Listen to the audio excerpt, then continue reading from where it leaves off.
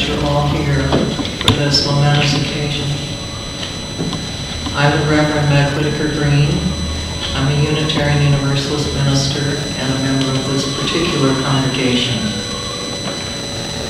I'm welcoming all of you to this memorial service for Dr.Deane, Whitney, Merrill, Jr. We are entered here into a place of mystery and remembrance. We have gathered today on this West Coast to mourn and to celebrate Deane. We are aware that our beloved friend is nicknamed Denny. On the East Coast, where his beloved wife of 27 years, Chris, will be gathering with family and friends for services of remembrance also. We embrace Deane from both coasts. He covered a lot of territory in our hearts, in this and other countries. Deane covered a lot of territory musically also. This morning we are fortunate to have members of Slavyanka, the group that Deane sang for with many years. The last place on this coast that Deane sang was in this church for the reunion of the Neo-Russian chorus and Slavyanka. And I am not clear what year that was. Do you know, Paul? 2010. 2010. Thank you, John. 2010. And this photograph was taken after that concert that you see at the top here. And the photograph that you see down there is Deane as a little boy. The small photograph with Deane is of Deane on Stinson Beach, which is how many of us remember him discovering something that he would find in the sand. A treasure. I also want to welcome his daughter, Eleanor, who has come all the way from Chile, where she has lived for most of 20 years. And Eleanor is the mother of 2 daughters and the grandmother of 1 granddaughter. Eleanor, would you come up here and say these names properly, because I know I'm going to mess up the pronunciation of Spanish. My eldest daughter's name is Shilen, and my 9-year-old is Noah, and my granddaughter is Juwala. Thank you. My Spanish is noticeably overseas. I want to share now a poem that Alice Walker wrote.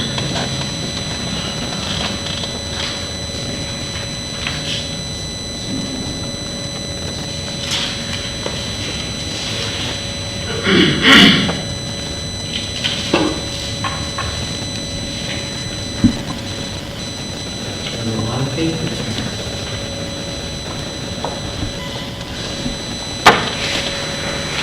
And before I do that, would you come up, Kathy, and light the candle?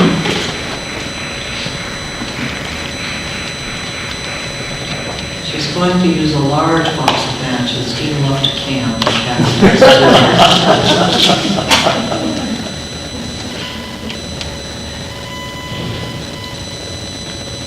Thank you.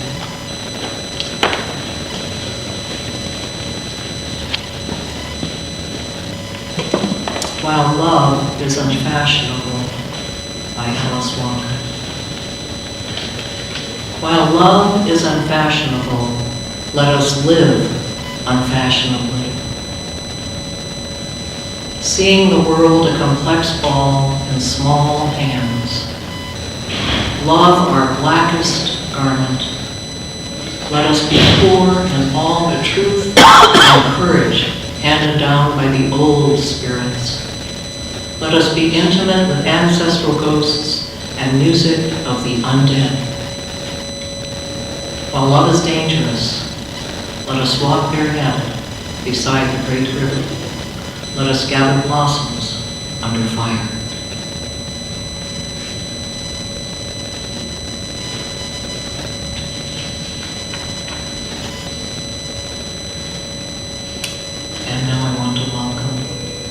Paul Andrews, and Slavianka, who are going to sing.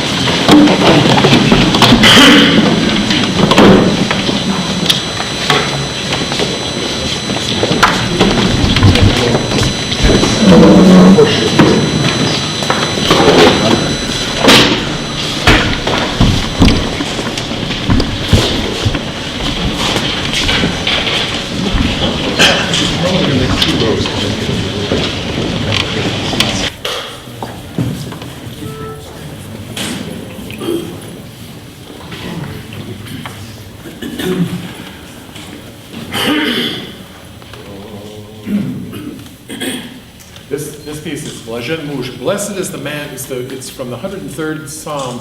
Blessed is the man who walks not in the counsel of the ungodly. The Lord knows the way of the righteous, the way of the unrighteous shall perish. Serve the Lord with joy and fear and trembling, but mostly joy.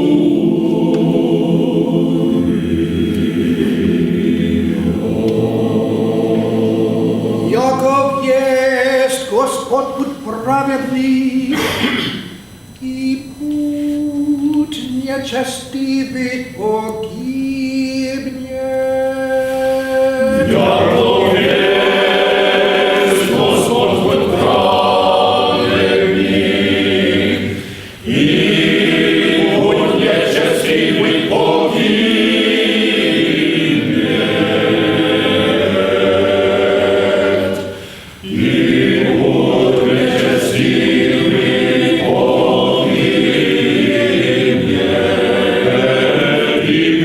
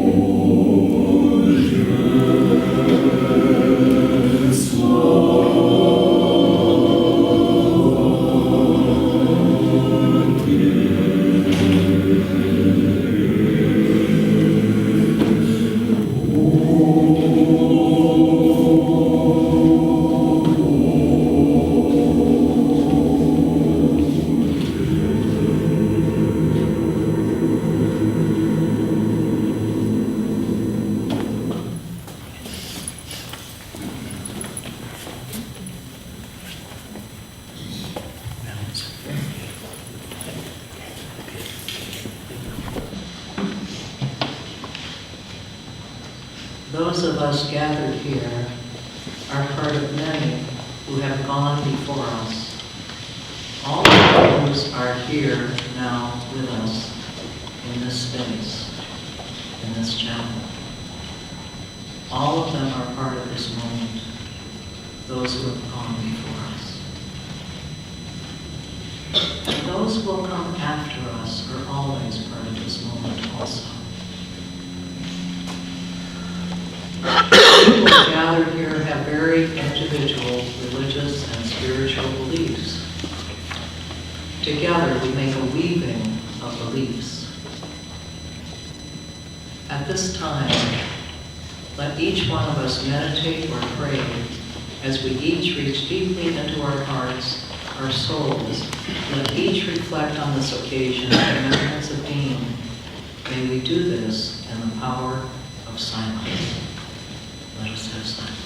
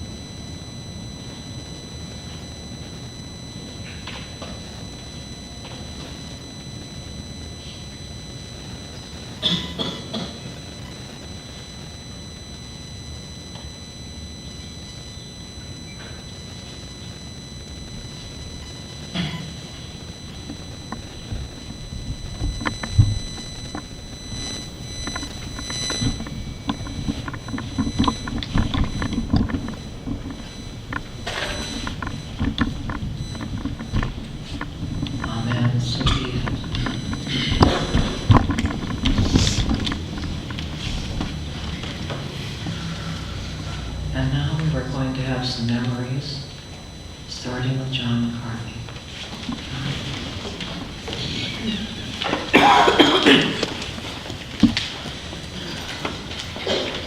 Thanks, Meg, and thank you and Paul for putting this memorial together. Deane came to Lawrence Berkeley National Laboratory, LBL, in 1960 as a graduate student in Louis Alvarez's famous Group A, the team that conducted breakthrough particle physics research with a liquid hydrogen bubble chamber and large-scale computer data analysis that led to a Nobel Prize for Alvarez in 1968. Deane said that he, quote, became very fond of the computer side of physics for managing and visualizing masses of data using room-sized computers and mass storage devices. In 1973, Deane joined LBL's Computer Science and Mathematics Department, otherwise known as CSAM, as part of a team that used some of those same methods that they had used for large-scale physics experiments for similarly massive small area data from the 1970 United States Census. That multi-year, multi-million-dollar project funded by visionaries at the U.S. Department of Labor was dubbed SEDIS, the Socioeconomic, Environmental, Demographic Information System. And Deane soon became one of its main data gurus, employing what he modestly referred to as his natural clerical ability that he had honed on the bubble chamber. I first met Deane in 1980 when I joined CSAM to help develop the second generation of CEDIS for 1980 census data and using dial-up telephone lines for an online interactive system to access all that small area data, long before the Census Bureau took on that task itself, later using the internet and the World Wide Web. One of my fondest memories of working at LBL were many hours spent discussing CEDIS and other developments with Deane and others, a number of whom are here today, over lunch at a picnic table that perched precariously on the hill just below the LBL cafeteria. Deane was a master of big data and metadata before those became today's buzzwords. He also vied for the most jam-packed office with one of our other colleagues. But in contrast to Frank, Deane's 10-foot-high shelves of printouts, tapes, articles, books, and IBM computer cards were meticulously labeled and cataloged on his computer, of course. And he knew exactly where every item was. But after the CEDIS project wound down, later in the 1980s, Deane worked with Steve Selvin and other people from the Berkeley School of Public Health to combine census data with health and environmental data on another multi-year project called Populations at Risk to Environmental Pollution, PARAP. We kind of specialized in these funny acronyms. He even earned a second PhD in public health with a thesis on density equalizing map projection software that he had developed for displaying his data. But data wasn't Deane's only skill or passion. Soon after I got to know him in the spring of 1980, Deane invited my wife Kathy and I to a delightful jazz and pops concert that he sang in with, I believe, Mark, who is also here today, and others from the Pacific, and Tom and Donna from the Pacific Mozart's Ensemble. And I countered by inviting Deane to come hear the new Russian chorus that Paul and I had put together, which was performing up at Fort Ross later that summer. To my delight, it turned out that Deane spoke Russian, and he loved Russian music. And when he got to Fort Ross and heard us in that lovely little wooden chapel, he couldn't resist. He became a pillar of the chorus, driving with the Berkeley carpool to weekly rehearsals at St. Ignatius Church in San Francisco, sometimes in his barely together car,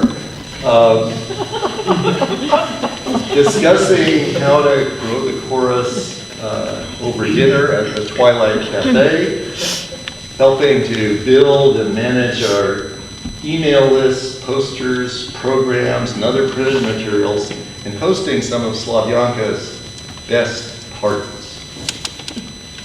I loved working, singing, and partying with Deane, and I'll always cherish those memories.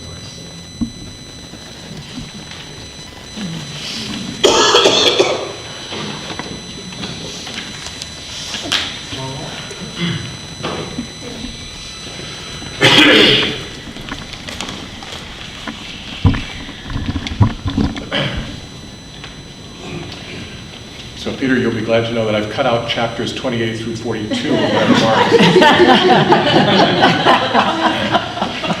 It's such a huge thing, isn't it, that Deane, our friend, father, partner, was with us less than a month ago, and now he's gone. Now he's gone, and we will not see him again in this life. No one of us is going to be able to tell the varied story of this extraordinary man's life. So knowing that others are going to share, I just want to share a few things that I remember and will remember about Deane. As John mentioned already, Deane was a great anchoring voice for Slavyanka Chorus for many, many years. His musicianship was first-rate, but even more of a gift was his incredible passion that he brought to his singing. Deane's singing with Slavyanka, I think you all know, was utterly heartfelt. When he sang, he was just totally immersed in the music. He simply loved the music, and it was dazzlingly obvious to everyone around him. That passion and infectious enthusiasm was so very Deane. I remember how his eyes would sparkle when he would talk to you. I remember great after-concert parties at his house in Berkeley, Deane squeezing his accordion to beat the band, and groups of dazed singers still singing along into the wee hours of the morning, long after the pizza was gone cold and the food was gone. And that enormous laugh you could hear from 5 miles away. And along with that enthusiasm, an amazing generosity. Deane was by his nature a contributor. And I don't mean just financially, although that was part of the way he gave. I mean also how Deane was generous with his time. He was one of those people who will do whatever needs to get done because it needed to be done or because it would help someone. In the words of another old Slavyanka alumnus, Tom Carr, Deane was a serving man. Deane wasn't religious in any traditional sense, but his passion, his lifelong curiosity, and his amazing sense of wonder would put many religious people to shame. I remember asking him once, "What do you love most about physics?" And boy, did I get an answer. "When I'm doing physics," he said, and his whole face lit up, "I feel like I'm in the presence of what's real." There was no mistaking the conviction and the passion in his voice when he talked about what he loved. And we can all remember how that passion and energy could light up a whole room. So from all of us, Deane, from all of us who are here today, and from others, so many others who would like to have been here today, thank you. Thank you for the irreplaceable delight and the warmth of your friendship, for the long pleasure of your company, for your passionate caring about things that matter, for the joy of making music with you, and for all that you gave over so very many years to the people around you, for all your life that you shared with us, for all the memories that will stay with us. We love you. I want to give the last words to a wonderful country poet. She wrote this. She said, the poppies spring up. Hold on, I've just lost it for a moment.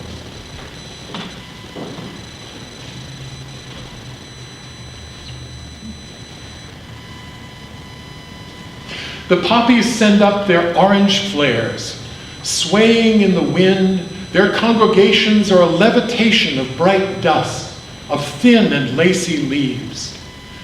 There isn't a thing in this world that doesn't sooner or later drown in the indigos of darkness. But now, for a while, the roughage shines like a miracle as it floats above everything with its yellow hair. Of course, nothing stops the cold, black, curved blade from hooking forward. Of course, loss is the great lesson. But also, I say this, that light is an invitation to happiness, and that happiness, when it's done right, is a kind of holiness, palpable and redemptive. Inside the bright field, touched by the rough and spongy gold, I am washed and washed in the river of earthly delight. And what are you going to do? What can you do about it, deep blue night?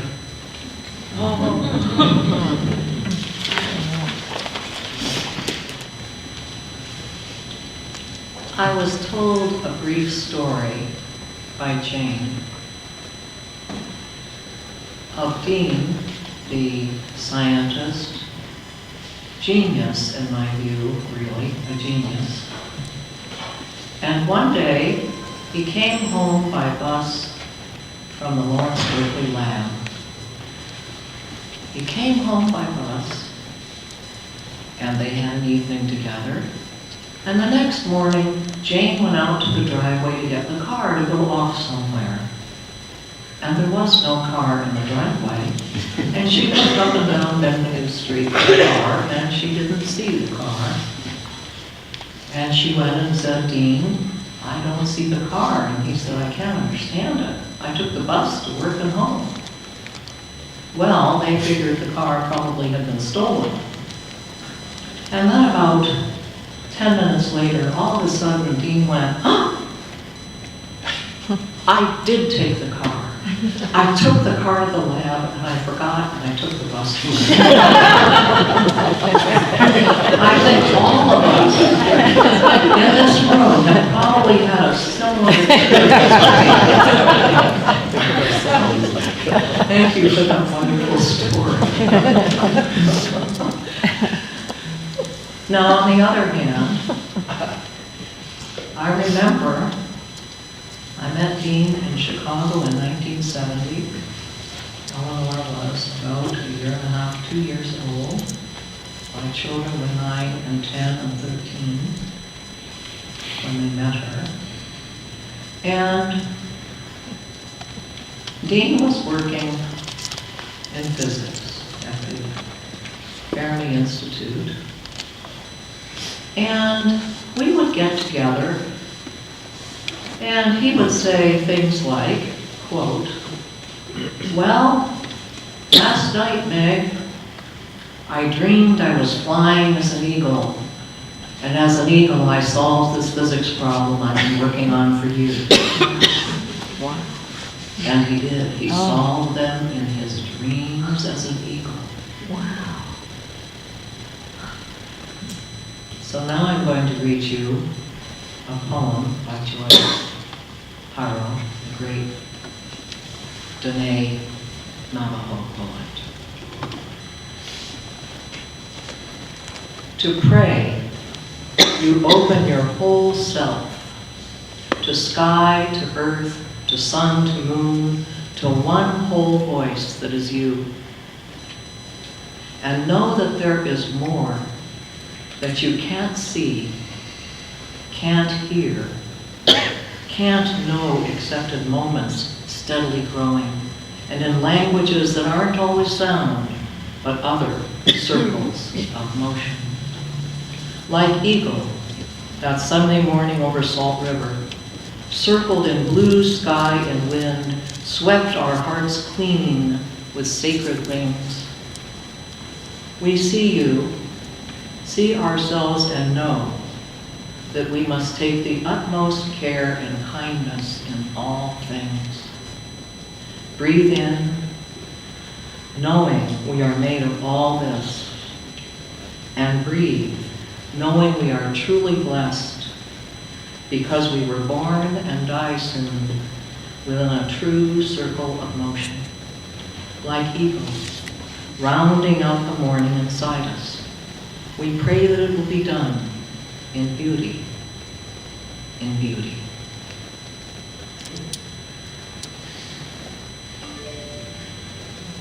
And now, we're going to have some memories from Hillary Whittaker Clark.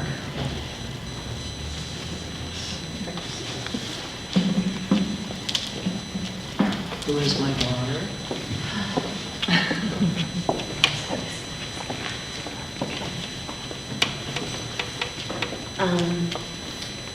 Can you hear me? Okay.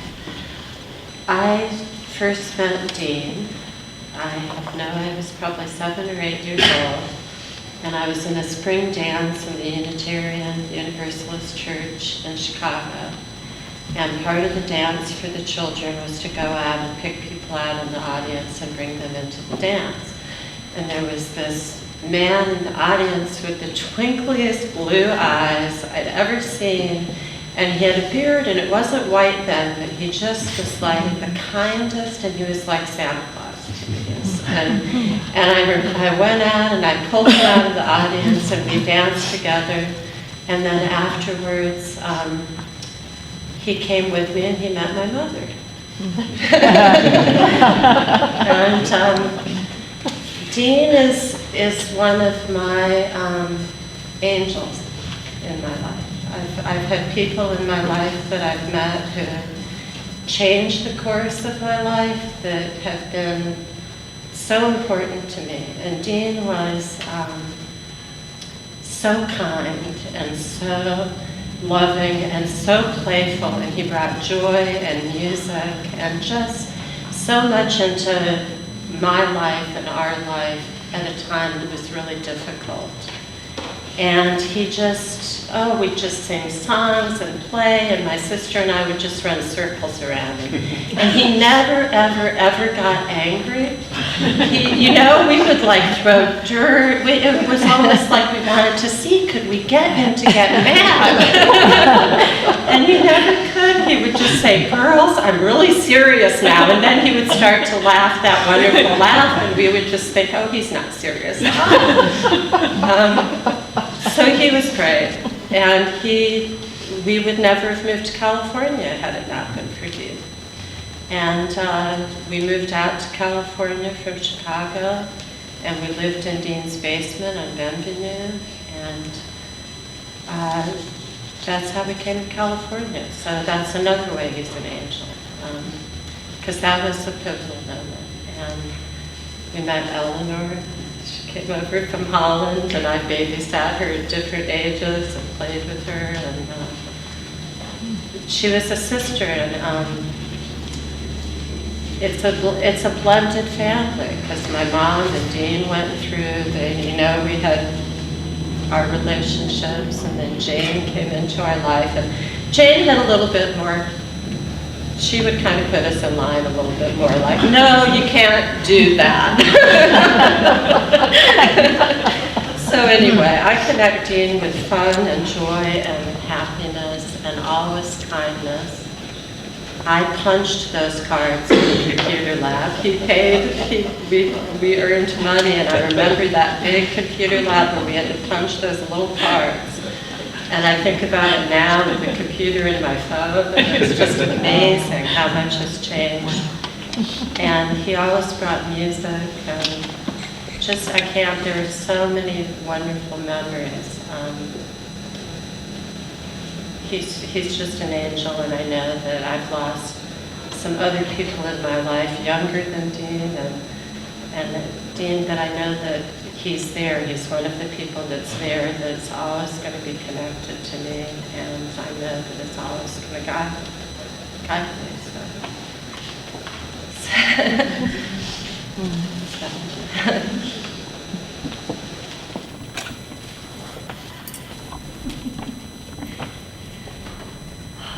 We made good money punching those cards. It's way more fun than babysitting.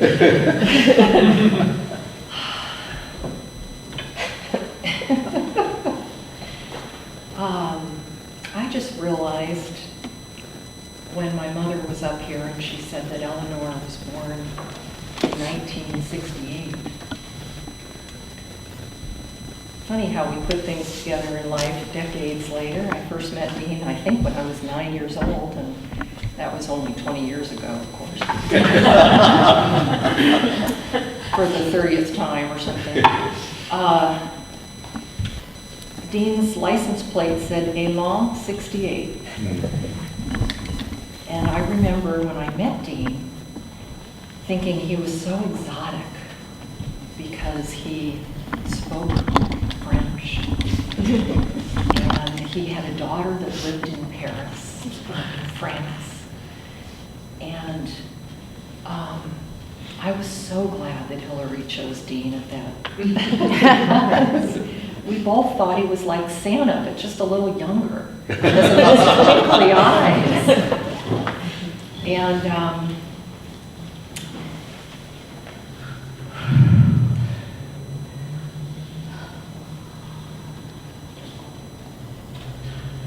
I've realized over the last week that in many ways I have told people in my life that I was going to a service for a dear family friend, and the more I said it, the stranger it sounded. So I finally began to say that I'm going to a service for my second father, because that was the truth. As Hillary said, Deane came into our lives at a very difficult and painful time when my mother and father were divorcing. He was so full of light and joy, and I love my father, who's still with us. But Deane was so playful. He played with us like we'd never been played with before. He would pick me up, put me so high and twirl me around. I'll never forget that feeling of my feet spinning around when I'd say Deane and he'd say Courtney. Pick me up, spin me. And I also remember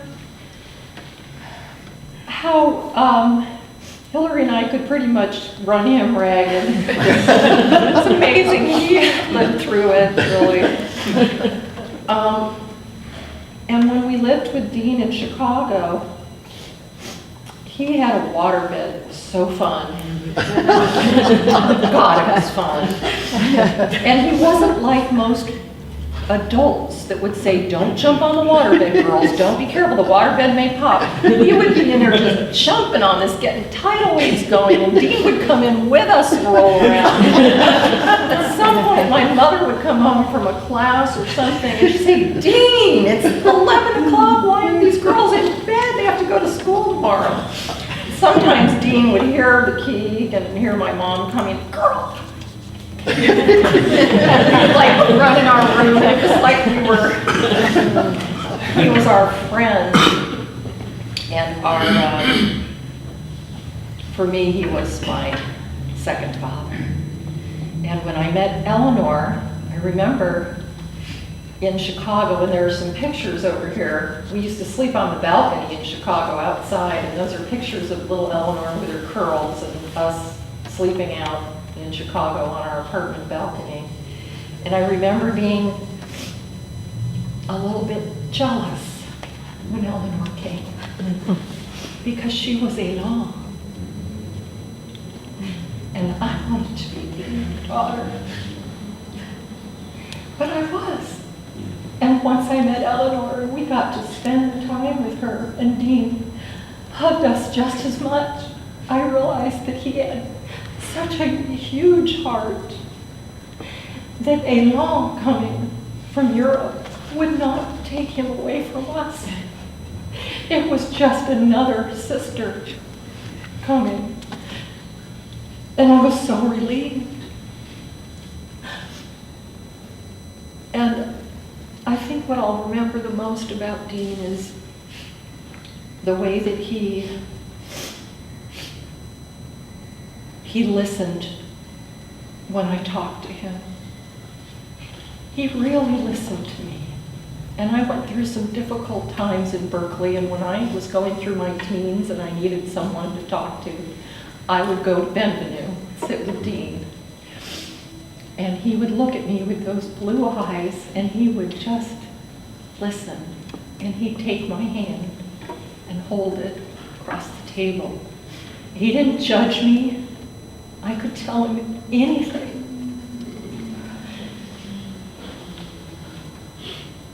And I felt safe.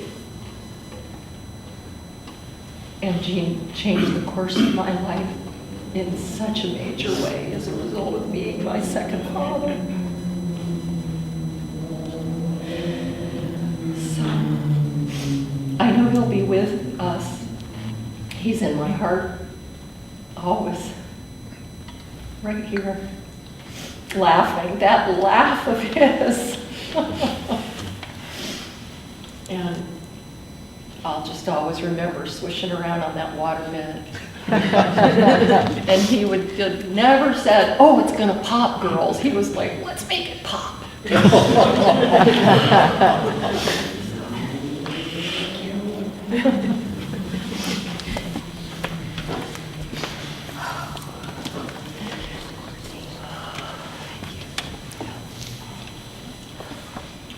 Now, Hillary, you wrote a song. And Hillary gave Deane a cat. Hillary, do you want to introduce this? And Susanna is going to sing the song that Deane wrote about the cat.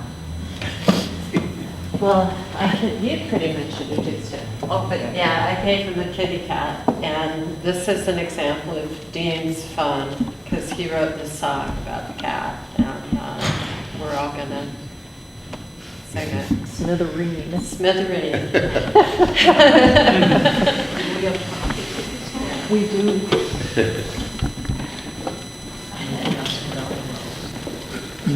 As far as I know, smithereen means, they say that laughter is the other side of tears, or you laugh so you don't cry. So anyway, help me fight through the mucus, and nah.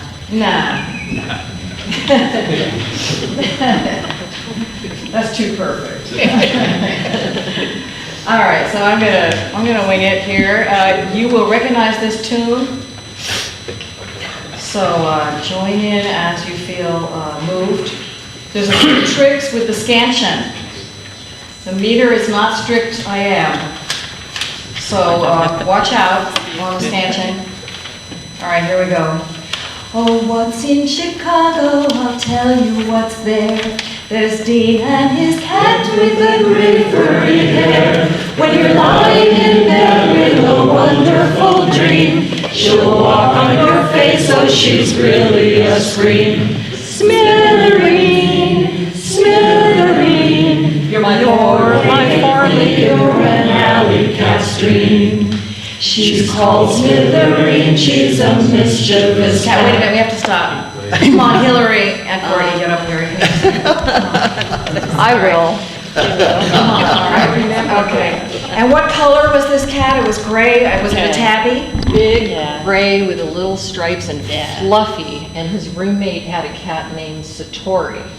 And they played together. We're getting to know. All right, bear in mind he was exploring the cosmos through physics. All right, so here we go, second verse. She's called Smithereen, she's a mischievous cat. She plays with Satori, who's a little too fat. They push and they tumble, they play with their toys. And when they're not home, why, they're out with the boys. Smithereen, Smithereen, you're four-legged queen, you're an alley cat stream. When you call them to eat, oh, they never do pout. If you don't give them plenty, you better look out. They love Deane and Gersh, but certainly upper. Most in their minds is the thought of their supper. Smithereen, Smithereen, you're my four-legged queen, you're an alley cat stream. And after their dinner, they're easy to find. They know where to leave their troubles behind. You can tell where it's at, that box where they sit, by the subtle and permanent odor of shit. Smithereen, Smithereen, you're a four-legged queen, you're an alley cat stream. Woohoo! I love it.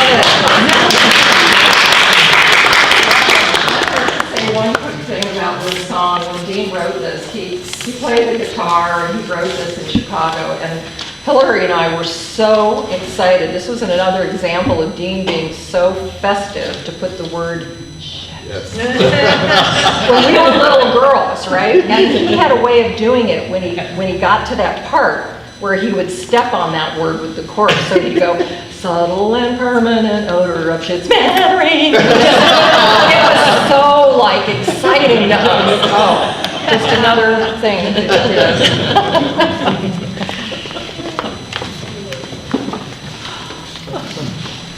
So the next thing we're going to do is just, we have about, we put about 10 or 15 minutes in for people to share little stories, whatever. Now, there's not a person in this room who couldn't talk on for 15 minutes.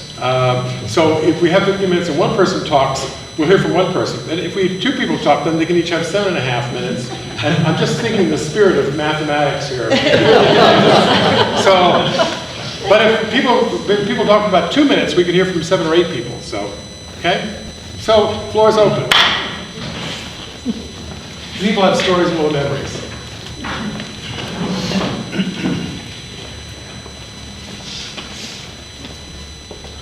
Hi, I'm Larry Brooks, and I actually knew Deane musically before Slavianka, and it was interesting circumstances.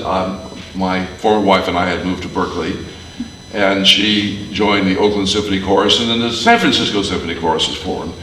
And she was one of the founding members of that, as was Deane. And they would ride together in a pool of 4 women and Deane. This suits Deane just fine. And so I got to know him a little bit from that, and then I sang with the chorus and when Deane was there, and he was impeccable in his musicianship. I didn't see Deane for a while after that because he left the symphony chorus. He was not happy there, frankly. And the next time I saw him was in 1988 when I joined Slavyanka.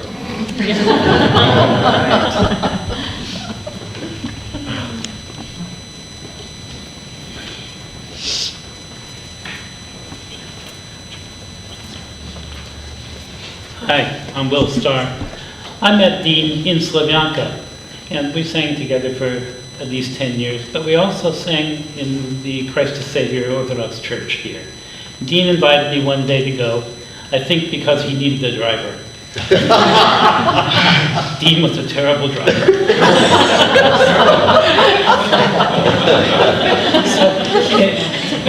Every Sunday for probably 10 years we sang in Christ the Savior Orthodox Church, first under Fedya Strelkov and then later under Alexei Shapovalnikov. And Deane's boast, Deane was a great sight reader. His boast was that he never studied a single piece of music. He could just sight read anything.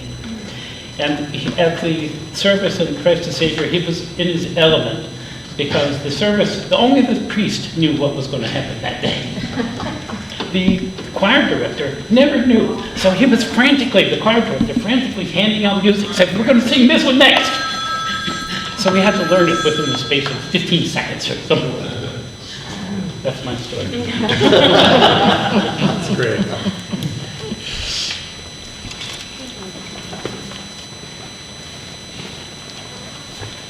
I knew Deane from Slavyanka, and what my memory of him is the visual impression, as in this picture.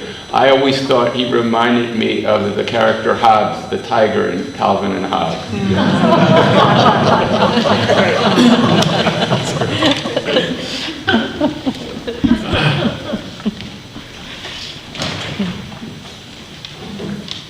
I'm going to get up. Most people don't know me.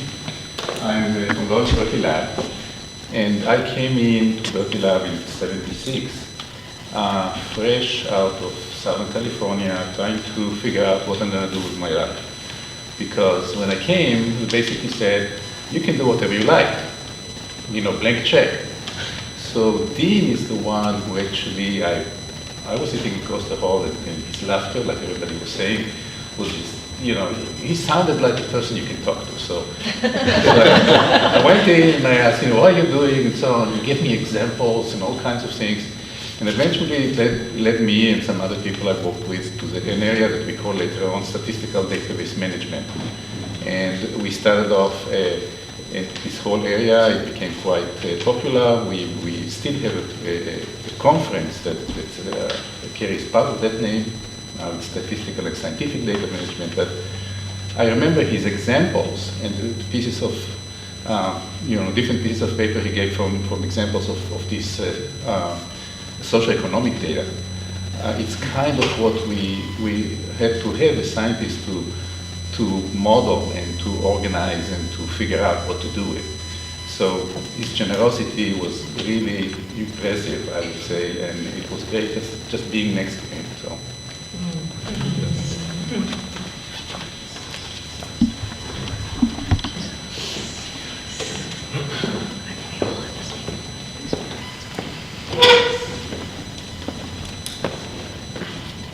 I'm Andy Anderson, and I've also known I knew Deane in Slavyanka.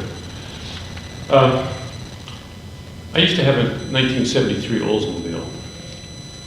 These were these boats that were just before the Arab embargo, so they were pretty big. And it had seatbelts in it, but a regular seatbelt and then a shoulder strap. The shoulder strap had to come down and be hooked up, and then hooked into it's a three-piece thing. Well, Deane couldn't do that. And after another friend of mine both of whom were extremely intelligent, I realized I had, in the right-hand seat next to me, a reverse intelligence test. By the way, I could do it very easily.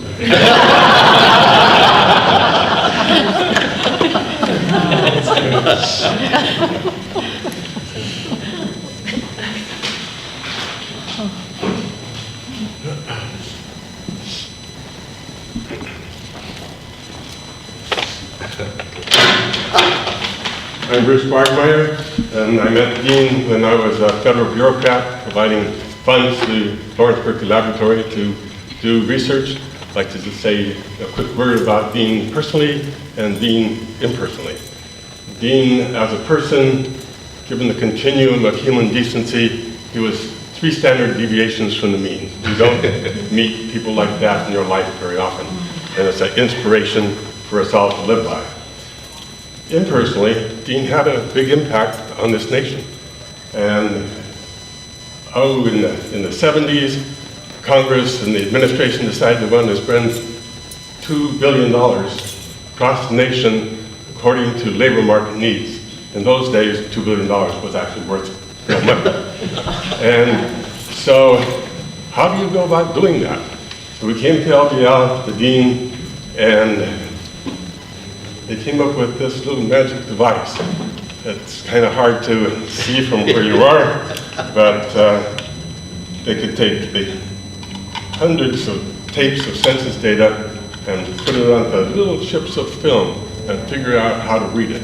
So they put the entire 1970 census up on this magical device. It was full of tubes and vacuums and whatnot, and were able to put together this local labor market information across the entire nation. In the Census Bureau, they could only say, ooh, ah, wish they could do that.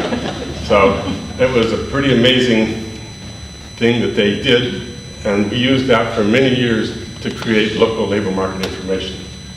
But it wasn't always wonderful. Big data.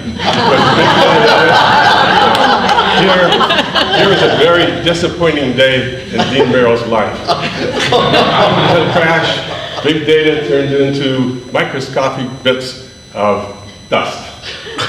And that's where the personal Deane Merrill kicked in. He shows how to deal with adversity, with human kindness, and with just being a really decent person. So he lives on, I think, in all of our hearts and our behaviors.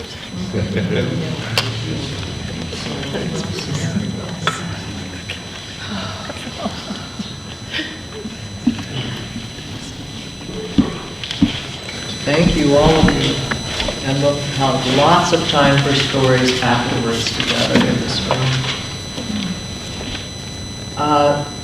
I want to say something next about Chris, his beloved wife of 27 years. She called me yesterday, and she had FedExed me photographs, which are up here on one of these photo boards. And one of the photographs, Deane is lying in bed with his arms stretched out, and Chris is lying on top of him with her arms stretched out. And she said, Meg, this is a very important picture, because every day I would go to the residential center, the hospice, to be with Deane.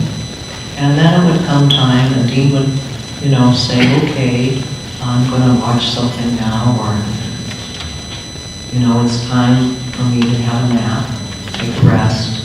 And she said, and I would always stretch my arms out as wide as I could and say, I love you this much. And she said, and then Deane would stretch his arms out as far as he could and say, I love you this much. And his arms were much longer, she said, Meg, than mine. And I would say, that's not fair. So there's a photo here of that. And at this point, we're going to have Eleanor read us a letter that Chris has written to, so all of us can know her feelings and experience.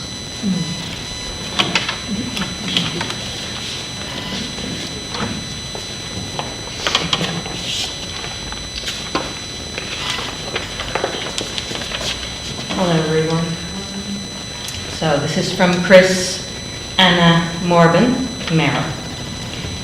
My sweet Denny of 27 years fought cancer for 9 months. He lived 4 months longer than the doctors expected him to. But it was his wonderful attitude and sense of humor that kept him going. I wanted to bring him home from the beginning, but he said he was very comfortable where he was. I know in my heart he didn't want to burden me, which it wouldn't have. I wanted him home with me. He was the most unselfish man. I was only 10 minutes away, so I could go every day to see him. I did get to bring him home every week for the day. At first, he wanted to work on his computer, but after a few times, he just wanted to sit in his recliner and talk or watch TV. We had many talks about our life after Berkeley. He loved Bear Haven. That was the name of their bed and breakfast in Shelburne Falls in Massachusetts.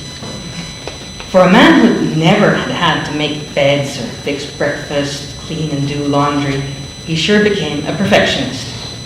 He even would go behind me to make sure everything was done right, make sure I didn't leave a dust bunny under the bed. And he was very picky where the stuffed bears were arranged on each bed. We met so many wonderful people through the years, many from all over the world. Then he got to speak German, French, and even Russian, which he loved. Shelburne Falls is a wonderful little village, and we loved it. Denny was very involved with so much, especially genealogy. Since Bear Haven was built by his great-great-grandfather, Moses Merrill, and families buried in the cemetery, that made it much more interesting to him. And he loved spending time at the Historical Society, going through old records of the town. Everyone loved Denny. He had a chance to teach at the high school, which he loved. He taught math, science, and physics, and loved it. It was hard for us to move, but at that time in our lives, it was time to start a new adventure, as my mom always said. New adventures, she said, were always fun. When we decided to move to North Carolina, we had 7 days to come down and find a house. It's large to most people, but certainly wasn't to us. Only 2 bathrooms compared to the 7 we had before. But it's a cute little house. I guess I wanted it because it was built in 1949, the year I was born. Great neighborhood, and it was 10 minutes to Denny's work. He got his job almost immediately when we got here. He worked at AB Tech College and also part-time at South College. Also, he did private tutoring at home. He loved his jobs. The hours were long, but he never complained. He loved these beautiful mountains here. We took many day trips to visit different places and spend time with my family. He will be missed by many, so many, especially me. Denny was the love of my life. I pray every day for strength to make it through each day.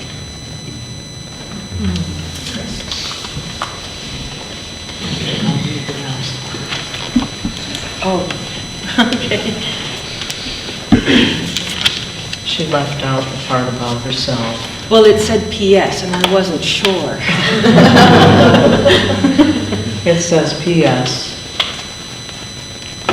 Eleanor, I am so happy you are there for this memorial. I love you very much, my sweet daughter. And now we're going to hear from Slavyanka Shankar.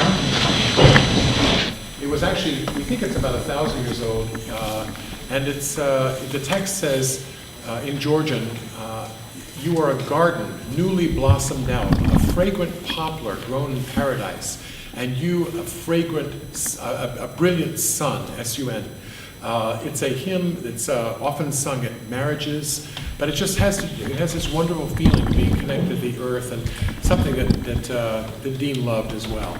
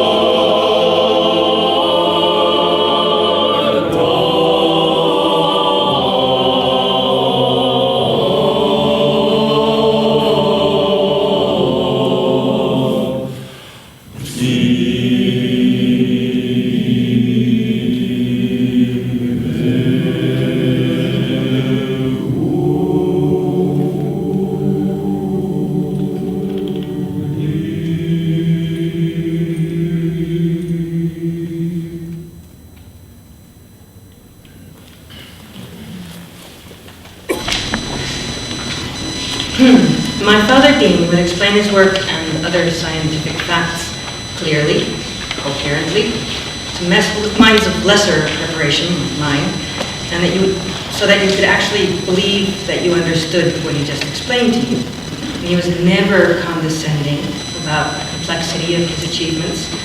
His being a scientist did not make him aloof or superior. I think it just gave him a sense of purpose and a deep interest in being alive. Deane had a way of acknowledging his shortcomings without actually doing much about them. It can be a little frustrating if you're trying to relate somebody on a deeper level.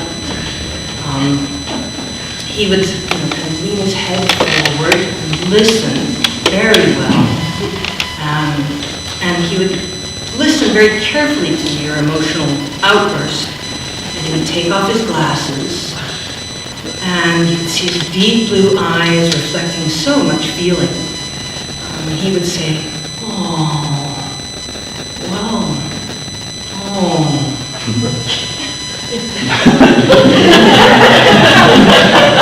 And you might wonder if he might rather go to sleep now or go back to the computer, but he did not like to make anyone feel bad.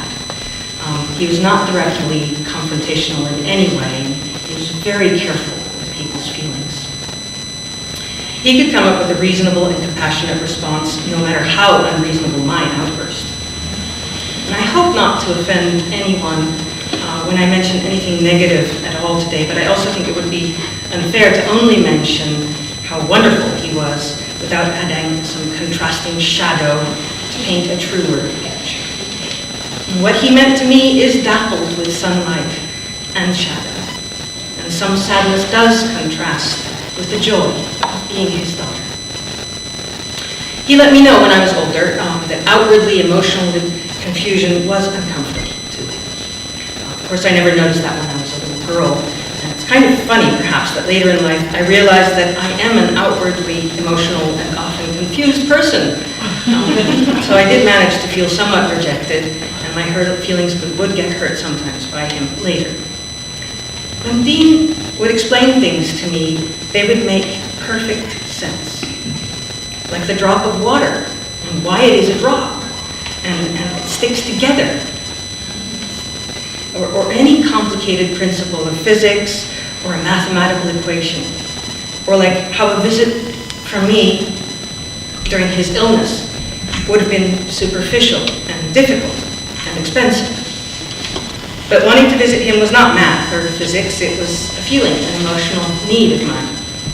No matter how much sense it made, I so yearned to travel to be by his side. All my life, ever since I was very, very small, Deane had me travel across oceans and continents to visit him. I remember my first trip on my own. I was 4 and I went to visit him in Chicago. I remember riding on the back of his bike in the sleet, in the dark, shiny streets, and he let me warm my freezing little hands under his shirt, and he would howl hilariously. He took me to lunch hall at his work and let me have just Jell-O for lunch. He was interested to learn which color Jell-O was the one I liked, and he let me have all I wanted. Sugar daddy, lovable. One year he picked me up at the airport, dressed as Santa, and playing the accordion in the airport. And he laughed and laughed and laughed. Let's all see if we can create a sound as big and as full of joy as he used to. You know, you remember, don't you?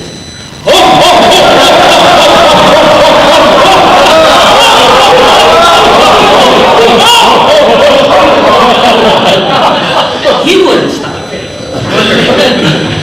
So on arrival, he would take me straight to the Safeway and let me pick out everything and anything I wanted.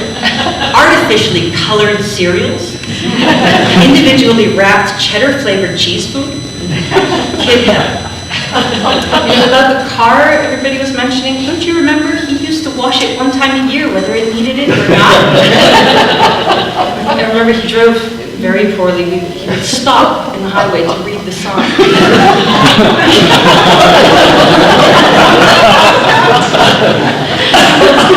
No sugar daddy was ever as sweet as Deane was, and although I consider Richard, who married my mother Colette, when I was very young, to be my father as well. He never replaced Deane or the love I shared with Deane. Deane never expressed anything but deep respect and gratefulness for the additional qualities of Richard as a father figure. Deane was a loving and gentle father. He was amazing.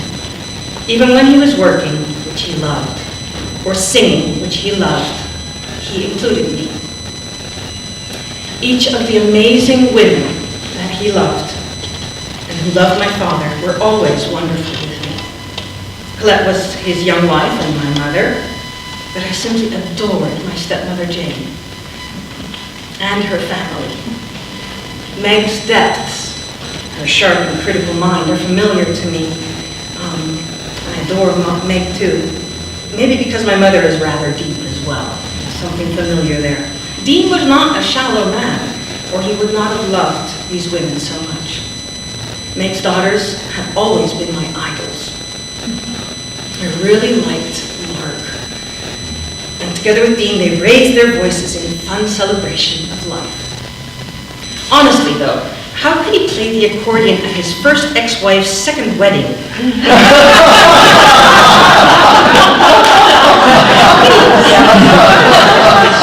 How could he take his second wife to visit his first wife's family on their honeymoon?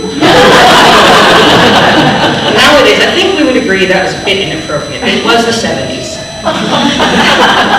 Being a wife or partner to Deane may have been a different experience altogether, but I was always thoroughly aware that I was special to him, and that it was very important to him that I was happy and well taken care of. Swimming with my friends, and Deane would play in the pool with us and make bubbles underwater and let us ride on his back, and he was a big sea monster. He would rise up out of the depths and come after us and get us underwater. We'd be screeching with joy. Deane with red eyes from playing so much underwater and panting, happily giving us all the attention and playfulness and heat bars afterwards. We were always the last to leave the pool. Pizza, ice cream sundaes, stuffed animals at Edie's in Berkeley, Marriott's Great America, Marine World Africa, USA, Santa Cruz Beach Boardwalk were never too far or too expensive or too tiring for him. He rode on all the rides, ate all the cotton candy, and triple scoops of ice cream with me. Actually, watch out or he'll eat all of it. I look at my daughters and I think how they would love to visit one of those theme parks just once in their young lives, and I got to go every year, several times.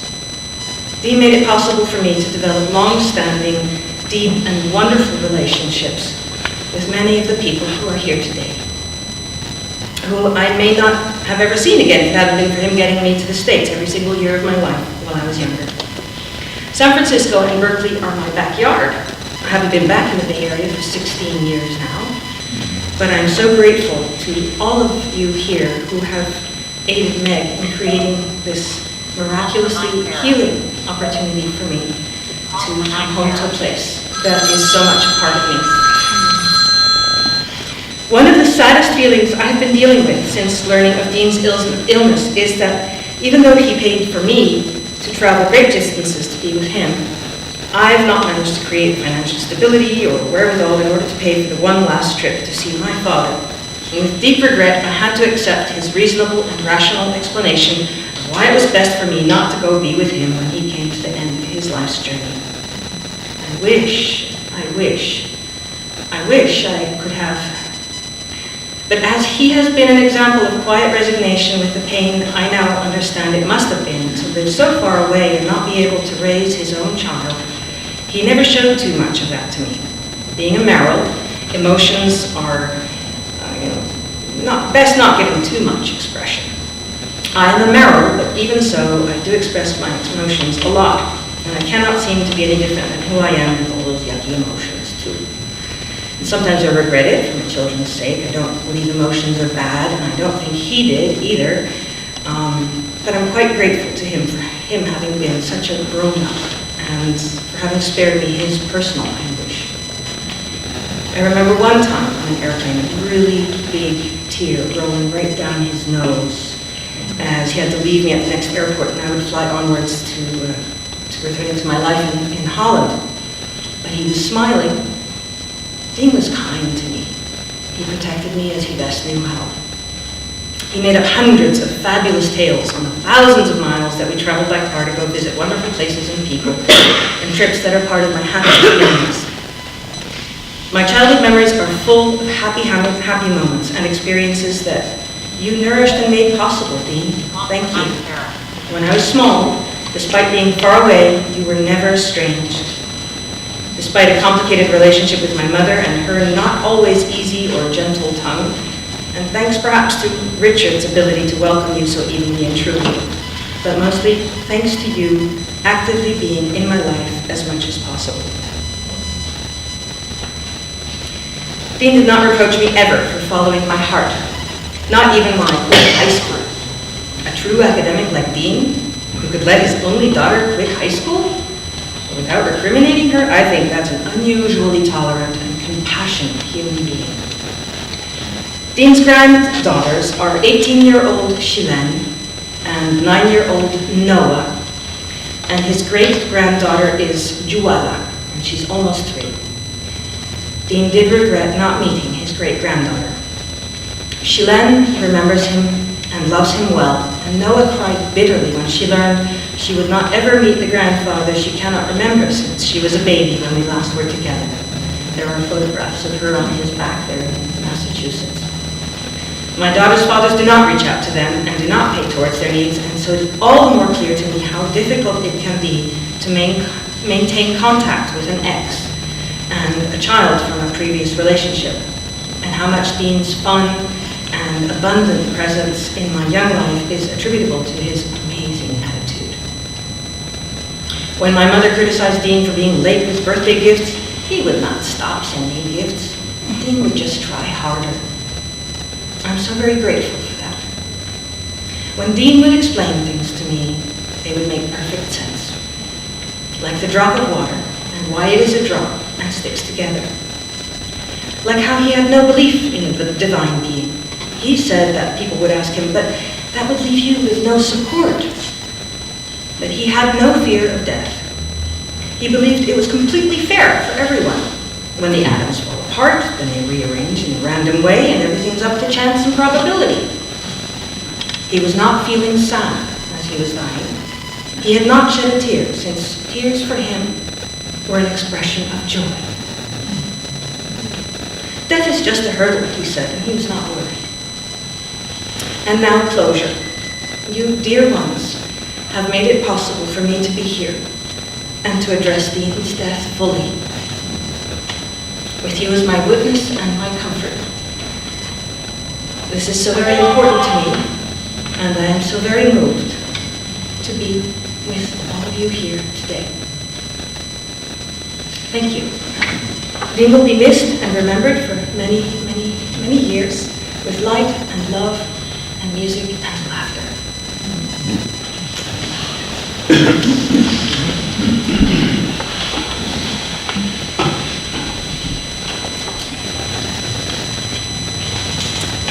And last I spoke with Deane by phone in December. One of the last things he said to me, we were talking about our children, and I've been sending photographs to him, my granddaughter and my daughters and my son-in-law who's here videoing, making a tape, so that the grandchildren and great-granddaughter and Eleanor and Chris can all have a copy of the service. He said to me, one of the last things he said was, Meg, children and grandchildren are the total joy.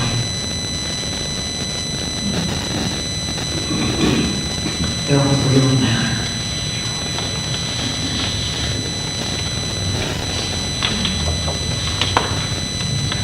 And now we're going to have coaching. Ochinash, the Lord's Prayer. This is a very special piece for Slavyanka. We've sung this at so many weddings and funerals and all kinds of occasions, so we sing it now for you, Deane.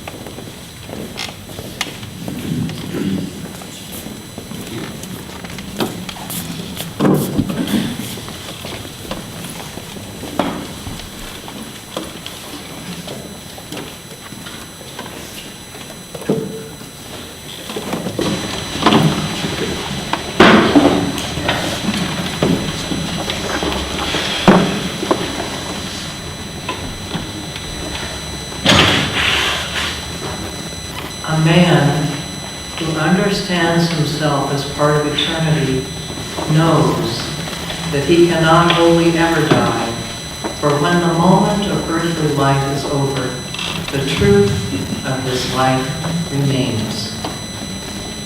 We who know Deane, also known as Danny, know that we have a treasure. We have his voice, raised in song and memory. We have the treasure of his voice in recordings to call upon. A great gift that we still have, the ability to hear this rich, beautiful voice raised in song that he loved. He loved to eat. He loved to have fun and tell and hear stories. Deane loved to sing with his friends, even those of us like myself, whose voices are way less than professional. We invite you to a reception in this chapel where we can do all those things together. There are photographs to see. I suspect that a few voices may be raised in informal song. And I encourage you to join in, whether it's la-lying, hum-humming, or knowing Russian. I don't know Russian. I just pretend and watch people's lips.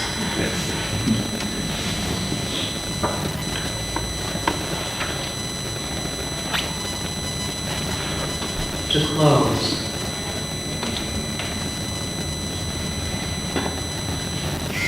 we see you, see ourselves, and know that we must take the utmost care and kindness in all things. Breathe in knowing we are made of all this, and breathe knowing we are truly blessed because we were born and die soon within a true circle of motion. Like eagle, rounding out the morning inside us, we pray that it will be done in beauty, in beauty. Amen. Very glad you're all here. And now we can have time together at reception.